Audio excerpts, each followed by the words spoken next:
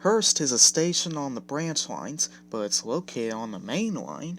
Here, only the engines can run on it as if they're chuffing through with their passengers and goods. Even Deborah can run on the line with her regular goods trains, much to the engine's shock.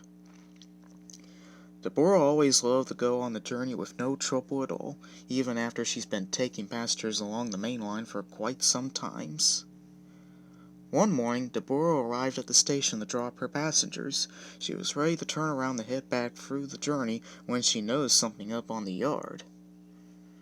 2 days later in the afternoon, Deborah arrived with her passenger trains to collect some people, and then her driver took her to the sidings, and then he was going to put her brakes on to keep her from moving when the station master arrived.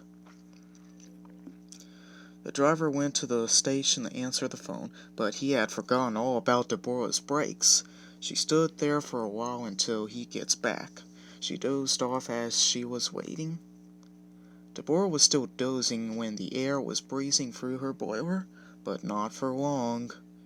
Deborah felt her wheels began to move. She thought her driver had got back from the phone call, but turns out she looked back and saw no one was in her cab. Deborah's driver ran quickly to stop the big red engine. Just at this point, Deborah was moving to the edge of the track. At last, the driver got in the cab. He quickly applied the brakes just as she came off the rails. Soon Julian was called to take the passengers home, and Cammy was called to pull Deborah back to safety. Strong ropes were fastened to cables between her and Deborah, and so Cammy worked hard to heave the big engine back on track.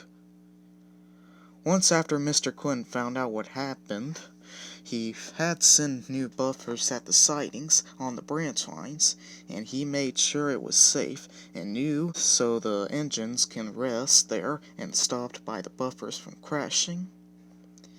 And it seems Deborah was very proud of the new buffers. She was hoping that no one would smash into it again.